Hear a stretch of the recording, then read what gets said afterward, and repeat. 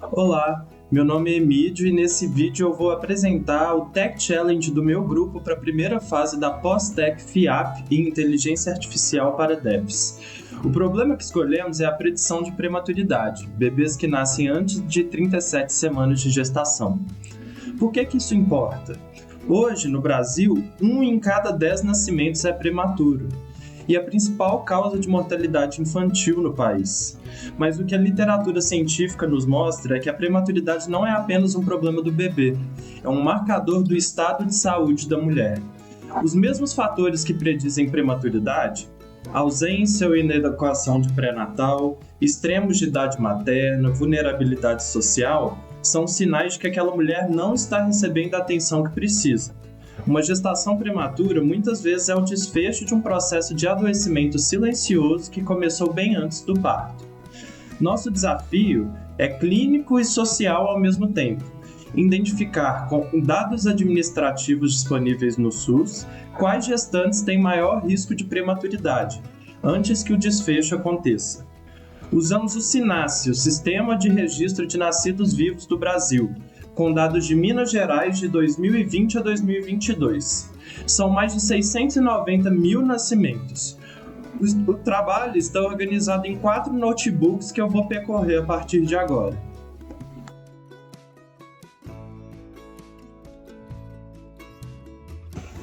Então, pessoal, a gente vai começar primeiro pelo nosso EDA, pela nossa análise exploratória dos dados. A gente começa aqui carregando os dados do SINASSE a partir da biblioteca PySUS, que contém uma série de dados do SUS prontos para a gente baixar em Parquet, e carregar no Pandas para fazer nossas explorações.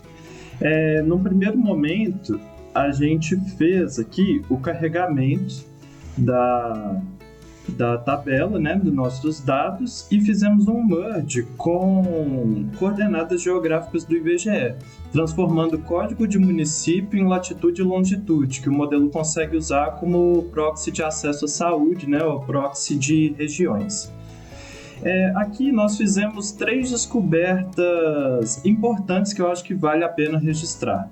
A primeira descoberta tem a ver com gemelares e trigemelares, Nos dados, lá no SINASSE, a gente tem a indicação se a gravidez é única, dupla ou tripla. Aqui, gestações gemelares e trigemelares têm taxa de prematuridade de 60% e 95% aproximadamente, respectivamente, contra 10% das gestações únicas, mas essa prematuridade é estrutural. É o próprio peso de 2 bebês que antecipa o parto, não algo que a assistência médica poderia evitar com as features, com as variáveis que nós temos. Então, nós excluímos essas gestações do modelo para não enviesar os resultados. Aqui, pessoal, outro ponto legal que a gente identificou é que o SINASSE é muito ruidoso, A gente identificou valores biologicamente impossíveis nos dados, como 99 partos cesáreos, 164 filhos mortos, são erros de digitação ou sentinelas não mapeados. Documentamos aqui os limites de plausibilidade que usamos para limitar nesses casos, Então aqui, por exemplo, quantidade de filhos mortos, a gente colocou limite em 10, quase certamente é um sentinela 99 ou um erro de digitação.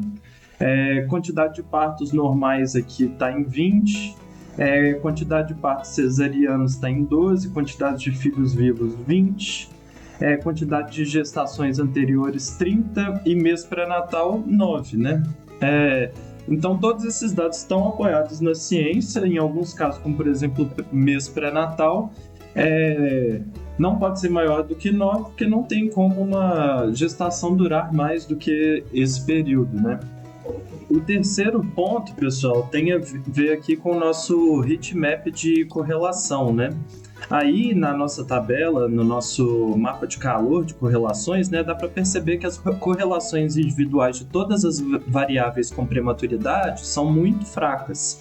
A gente tem aqui na última coluna, abaixo de 0,10, se vocês olharem para todas aqui. Isso já nos antecipou Obviamente que a gente foi descobrir isso um pouco depois, mas já antecipou aqui que nosso problema é complexo e iria exigir um modelo que capture interações, não apenas os efeitos lineares simples dessas variáveis sobre prematuridade.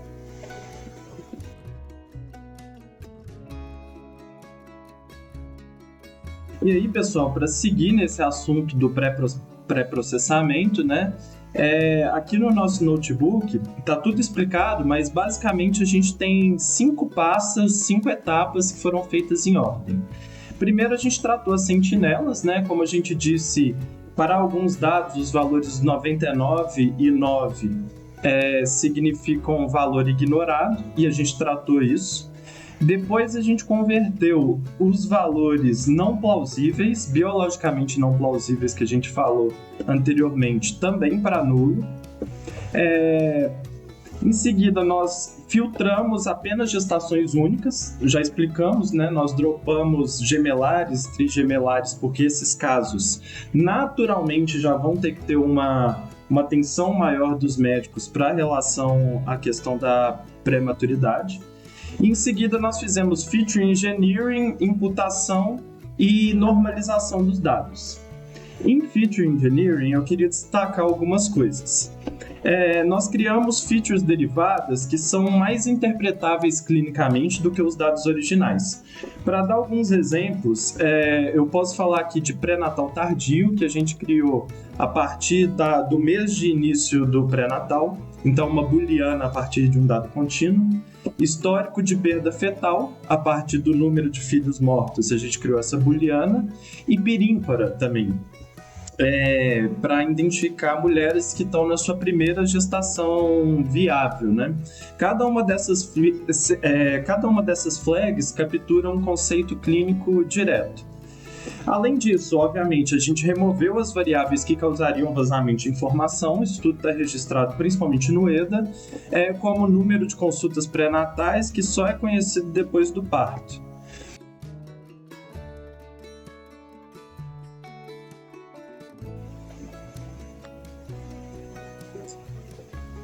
Bom, pessoal, depois de observar os nossos dados, preparar os nossos dados, chegou o momento da modelagem, e ele está aqui no nosso terceiro notebook.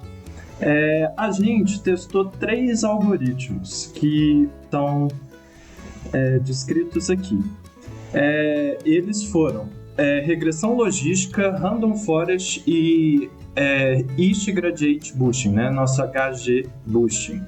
Em cada um dos 3 cenários, vamos lembrar os cenários. Cenário A, a gente tem dummies e booleanas. No cenário B, a gente tem variáveis ordinais e contínuas, e no cenário C a gente tem todas as variáveis originais e também as que a gente fez no Feature Engineering. Se a gente olhar aqui, o East Gradient Boosting dominou por larga margem. O C está aí na tela para vocês. Ele foi de 0,65 contra 0,64 do Random Forest e 0,63 da regressão logística. Isso faz sentido, né? Porque as relações nos dados não são lineares. E aí o Boosting captura isso melhor. Aí, gente, o que acontece? Ao fazer essa seleção, o cenário que foi selecionado foi o cenário C. Mas aqui a gente explica, né? A gente explica que o cenário C venceu por 0,0008 sobre o cenário B, dentro do ruído de busca aleatória. Então, a gente acabou optando pelo cenário B, por essa diferença tão pequena. Usando o HG Boosting, a gente optou pelo cenário B, porque ele usa variáveis ordinais e contínuas, e aí isso melhora para a gente a interpretabilidade dos dados, porque menos variáveis, né, a gente consegue interpretar elas melhores do que se elas estivessem todas separadas nos dummies delas. Agora, sobre threshold, a gente partiu de um padrão de 0,5 de threshold, mas nesse padrão, vocês estão vendo aqui que o recal é apenas de 51% aproximadamente dos prematuros. Para triagem clínica isso não seria aceitável, seria como perder metade dos casos, né? Então a gente ajustou o threshold para até 0,40, a gente fez esse ajuste automático, e aí a gente identificou que no ajuste de 0,40, maximizando F2 e colocando a escolha sujeita a um piso mínimo de 80% de recal, então a gente queria o threshold que fornece esse 80% de recal, a gente obteve um recal de 81% dos prematuros com uma precisão de 12%. E aí vamos considerar aqui, 12% parece baixo. Mas para triagem populacional no SUS, isso é relativamente aceitável, principalmente com o conjunto de dados que nós temos. Isso a gente vai falar mais no próximo passo.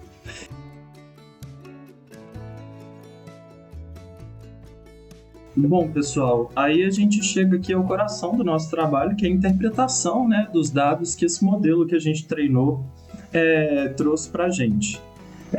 O notebook de interpretabilidade, a gente fez várias leituras, por exemplo, aqui a gente printou a escolha do threshold 0.4, dá para ver graficamente que a gente escolheu um ponto ótimo dessa curva de recal, e as consequências delas nas outras curvas, mas a gente também usou um método que é o SHAP. Esse método é muito interessante porque ele decompõe cada previsão em contribuições individuais para cada feature, com a garantia matemática da consistência.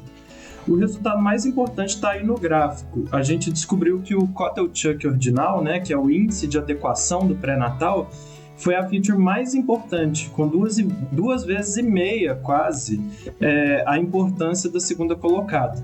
Isso mostra que gestantes sem pré-natal ou com atendimento inadequado têm SHAP fortemente positivo, ou seja, o modelo move essas gestantes para alto risco. Isso não é acidente de forma nenhuma, a gente verificou em diversos estudos científicos e a gente percebeu que em todos esses estudos mostra que a adequação do pré-natal está diretamente relacionada com a prematuridade. Então aqui é muito legal a gente ver que nosso modelo aprendeu o que a ciência já sabe, A gente tem aí também a segunda e a terceira features, que é o mês de início do pré-natal e a idade da mãe. Elas também são consistentes com a literatura. A gente achou diversos artigos, estudo está registrado no notebook, que mostram essa correlação. A gente fez várias análises aqui do SHAP, mas eu queria mover. Aqui tem o SHAP em cascata, mostrando para um caso de alto risco e um caso de baixo risco, como cada variável influenciou. Mas eu queria mostrar aqui também que a gente fez uma análise estratificada por raça, escolaridade e estado civil. Se o modelo tivesse recal desigual em algum desses grupos, a gente estaria sistematicamente ignorando partes da população, Então, os resultados aqui mostraram uma variação moderada, mas qualquer gap que tivesse abaixo de 70% de recal em algum grupo seria um alerta para a gente fazer um treinamento mais focado. Então vamos lá, para encerrar, vamos à nossa grande questão, depois de várias interações, nós chegamos ao teto dos sinais? Tudo indica que sim. A gente tem estudos metodologicamente próximos ao nosso, por exemplo, de certidões de nascimento administrativas nos Estados Unidos, relacionando a condição da mãe e do bebê, que reportaram a UC entre 0,62 e 0,67. Nosso modelo atingiu 0,65. Então, nós estamos exatamente onde a literatura projeta o limite para dados administrativos sem medidas clínicas, Bom, gente, então é isso. O projeto está disponível no repositório com todos os notebooks, o pipeline está lá e todos os artefatos gerados, ou seja, o modelo serializado, as métricas de intervalo de confiança, o cache do SHAP para reprodutibilidade. A prematuridade é prevenível quando identificada cedo, e os dados mostram isso. Com os dados que o SUS já possui, conseguimos sinalizar 8 em cada 10 casos de risco, sem exame adicional e sem nenhum custo marginal. A palavra final vai ser sempre do médico.